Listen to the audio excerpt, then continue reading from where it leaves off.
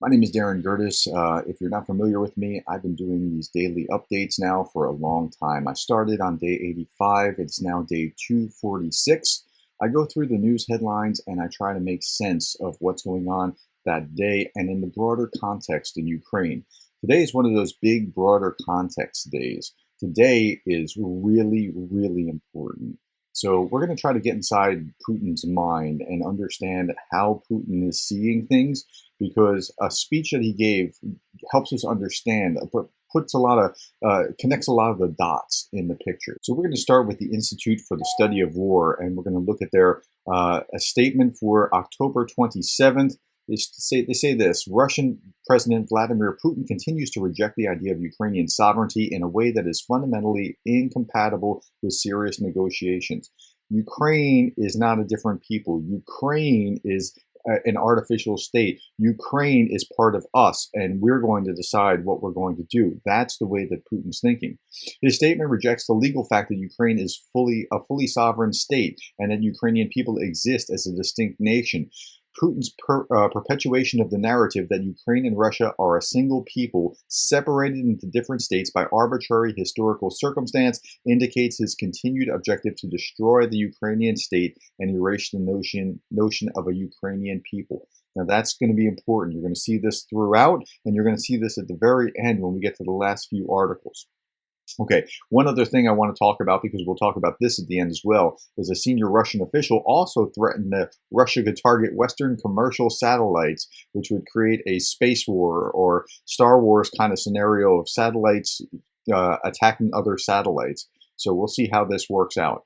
Okay, and we're going to actually start with that, with the Russian official saying that Western commercial satellites could become legitimate targets. Yeah, legitimate targets. Quasi-civilian infrastructure may be a legitimate target for retaliatory strike, he says, adding that the West's use of such satellites to support Ukraine was provocative. Okay, so if Western satellites are used to help Ukraine in some way, that's a provocation. Okay, so what they're doing here is trying to keep the West from using these satellites. They're trying to deter the West by saying this. Now, if they actually take the initiative to actually, and Russia has shot down one of its own satellites before, if they actually take the initiative to try to do that, it's going to end very bad for everybody involved. But they're trying to deter, I think. I don't think they're very serious. Russia has been trying to pursue anti-satellite technologies. Last year, Russia launched an anti-satellite missile to destroy one of its own decommissioned satellites. But I think the U.S. has that technology. Space Force is dealing with this and cyber simultaneously. So I don't know that it would end well if they went down that path. Okay, next.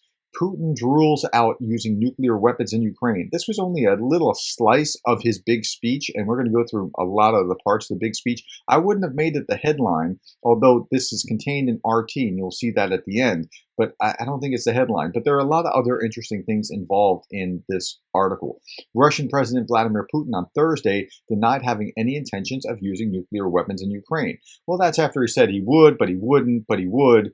But if you do, we will, and it's not off the table. So yeah, he's sending more mixed signals than a dyslexic third base coach. So Putin accused the U.S. and its allies of trying to dictate their terms to other nations in a, quote, dangerous, bloody, and dirty domination game. Yeah, it's the U.S. trying to dominate, right? But that's the way that he's framing all this. Putin claimed that, quote, humankind now faces a choice, accumulation of a load of problems that will inevitably crush all of us, or try to find solutions that may not be ideal but working and could make the world a more stable and secure. What world is going to be more stable and secure when Putin is winning? I don't understand. The Ukrainians certainly wouldn't see that way. The Russian leader repeated Moscow's unfounded claim that Ukraine was plotting to detonate a radioactive dirty bomb to blame Russia in a false flag attack. The allegations rejected by Ukraine and dismissed by its Western allies as transparently false. Okay, but they've been raising this as a kind of a trial balloon to see how the West would react. He denied underestimating Ukraine's ability to fight back. This is the most laughable line in the entire thing. Putin had no idea that Zelensky would have the spine that he had. Zelensky is the stud, right? And the idea that Zelensky would have folded and they would have been on top of the entire country in just a couple of weeks, that's what drew him in. If he knew he was going to be in a protracted war for now in its 9 months, he would never have touched it. He denied underestimating Ukraine's ability to fight back and insisted that his, quote, special military operation has proceeded as planned. Well, if this has proceeded as planned, he should fire his planners because this was terrible. I mean, absolutely terrible for him. Okay. Putin claims war in Ukraine is Western plan to secure world domination. How do you like that? Okay, so we're going to listen to the beginning and the end of this clip and just watch. The West in recent years, especially in recent months, has taken a number of steps to escalate. Well, as a matter of fact, there's always a play for escalation and there's nothing new here. This is the incitement of the war in Ukraine. Stop. He's blaming the war in Ukraine on the West. That's his MO. That's how he's always functioned. This is the way that he started in in February 24th. He was blaming the empire of lies, the U.S., for provoking him that now he had to do this. Okay, let's keep going. There are provocations around Taiwan. Destabilization of the global food and energy markets. The West isn't trying to destabilize the global food and energy market. Okay, let's come back to near the end. The power of the world is exactly what this so-called West has staked in their game.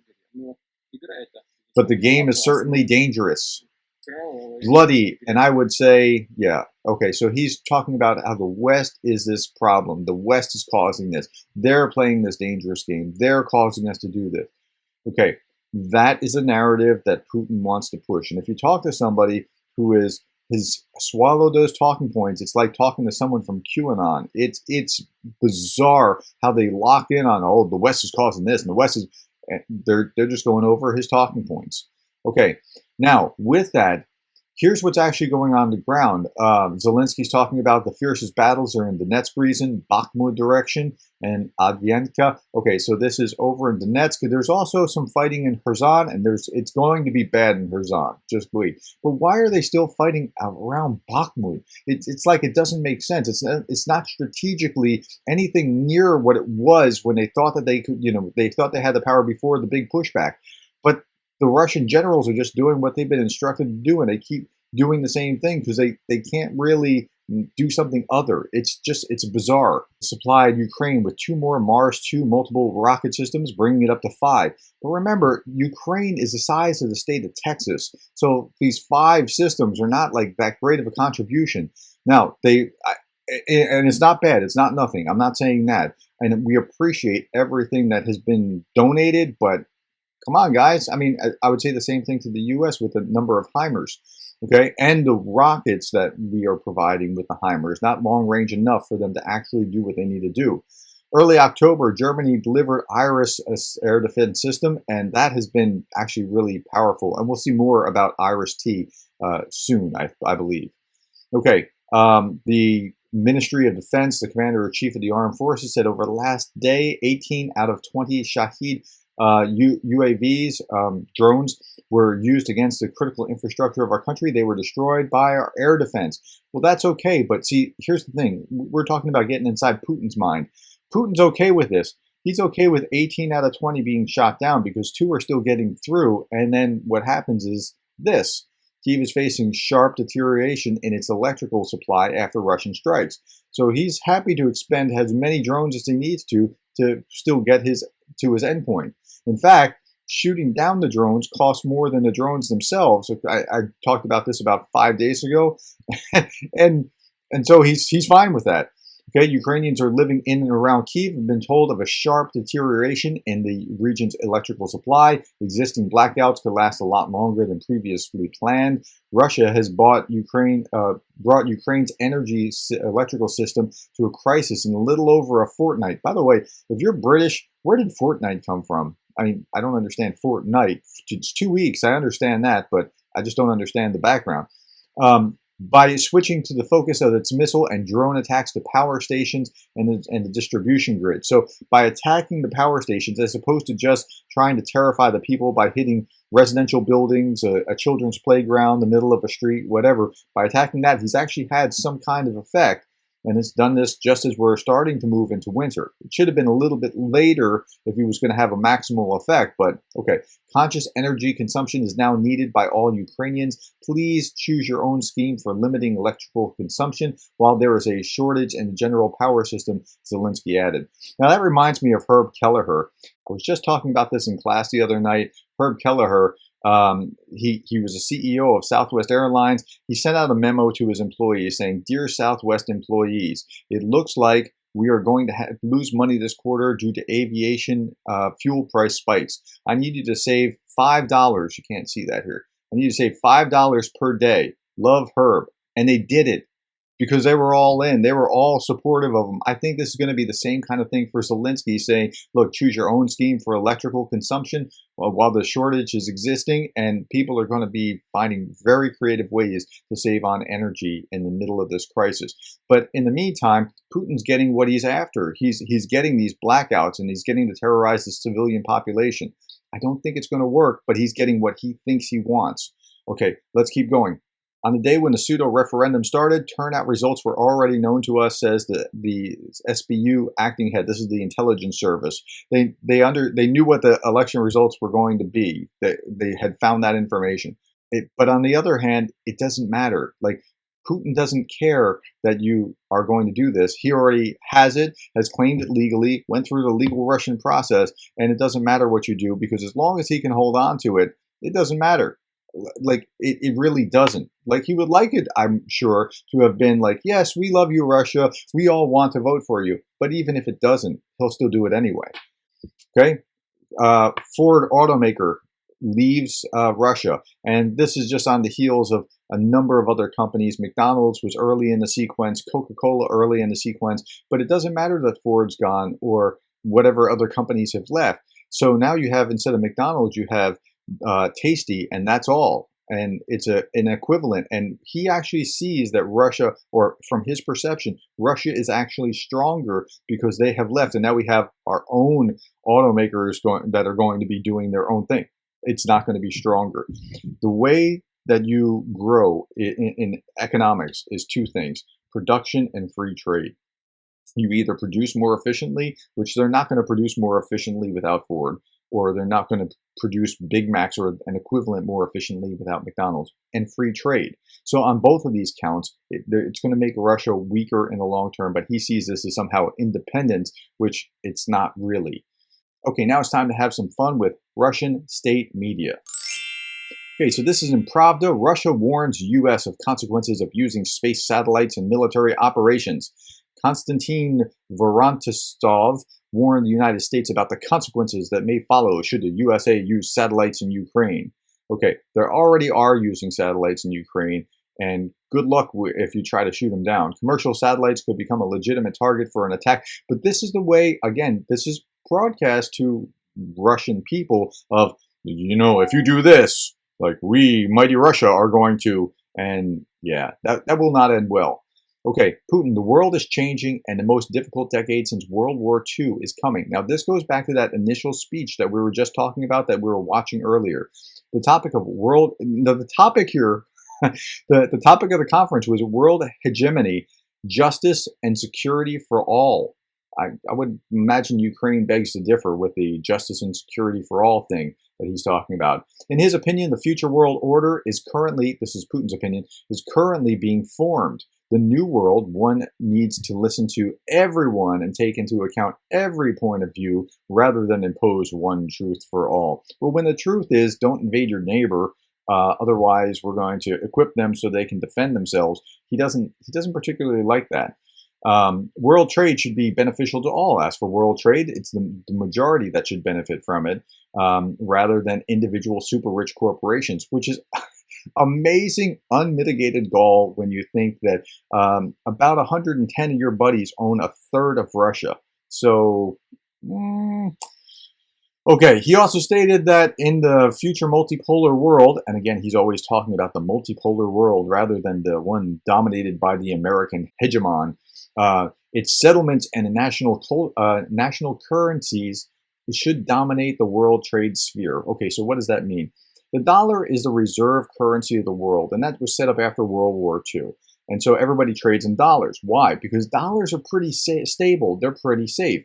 If you trade from one to hryvnia or some other currency, right? If you're going China to Ukraine, one hryvnia, there's trade fluctuations based on what's going on in each economy. So if you just trade, if both companies say or countries say, okay, we're going to trade in dollar-denominated deals, then it makes it safer for all. But he doesn't like that because he doesn't want to trade in dollars. Okay, NATO was conquering Ukraine for 8 years. Get that, right? Okay, so we saw what was happening. For 8 years, they had been working to create a fortified area in a fairly large depth in the Donbass. We were aware that this process would continue. The further it would go, the more difficult and dangerous it would be for us, and we would be suffering more losses. So that's why they acted. They're, we saw that there was a thing, and okay. That again, they keep pushing that same narrative. Russia had to stop NATO in Ukraine. Look, until you invaded, NATO wasn't even really. I mean, it was kind of like, but not really. Really, is Ukraine interested? Are they ready? Do they want to? Aren't they part of kind of in Russia's sphere? It wasn't a thing until the first thing was the 2004 presidential election. That alerted us to something was going on squarely in Ukraine. And then in 2014, what you had when Putin invaded, that's when we started really, really waking up to that. Okay, it was not Russia's fault that led to this special operation in Ukraine. He's going to continue to make that kind of claim. And this is Russian state media. This is Pravda saying it's not Russia's fault that he had to intervene. Was it us who carried out the coup? The coup. Okay, so he's talking about 2014. He's talking about when the people rose up and essentially the president resigned and ran away to Russia, by the way. And that was the Maidan Revolution. You can read about it. Read the Maidan Revolution, Russia's War. It's a great book by a Harvard historian. And he's blaming the U.S. for that. Okay, was it us who carried out the coup that led to a series of tragic events, including our special military operation? No, we didn't do it. So this is his narrative. This is the way that he's seeing the world and wants everybody else to see the world. But we ended up in different states. Now here, this is the interesting thing. We're talking about, are Ukrainians and Russians the same? We ended up in different states, unfortunately, for a number of reasons, Putin admitted. The main of these reasons was the decision during the formation of the Soviet Union to endow the nationalist Ukrainian Bolsheviks with primordial Russian territories. And so he's saying Ukraine was developing as an artificial state. So he's saying it's not really its own state. It's really ours, and we're trying to reabsorb it back into what it should be. And then he talked down here. This was really bizarre. Russia is the only guarantor of Ukraine's sovereignty. Oh, that's really interesting. The only guarantor of Ukraine's sovereignty is Russia, the country that created Ukraine, Putin said. And so what he's saying is, you're not really your own people group, you're us. And we are going to bring you back into that fold. That's really frightening that that's the way that he thinks. Okay, finally, the U.S. has nothing left to offer the world. This is standard fare from Putin. The U.S. no longer has a model which is inspiring to the rest of the world and instead is maintaining its global dominance, right? Okay, now they're not standing up for rights of people that are being oppressed here. They're just trying to hold on to their dominance. The U.S.-led West has continued its policy of escalating tensions across the globe, and it's trying to subjugate the world under its rules-based order. Okay, while Putin is actually subjugating parts of Ukraine, they're blaming the U.S. for subjugating the world as they arm Ukraine so they can defend themselves and their independence. So that's where we are. And he added that it remains unclear who invented these rules, what they are based on, or what exactly they even are. But if you don't have a rules-based order, what you're left with is the rules of the jungle, and might makes right, and that's what Putin actually wants. If that's the case, then anyone should be able to knock over Russia without anybody complaining about it. And that would be where Putin leaves us. Okay, so that's a little trip inside Putin's mind so that you can understand what's going on. And I hope that helps you understand the situation. Thank you for your time and thank you for being the kind of person that cares about Ukraine.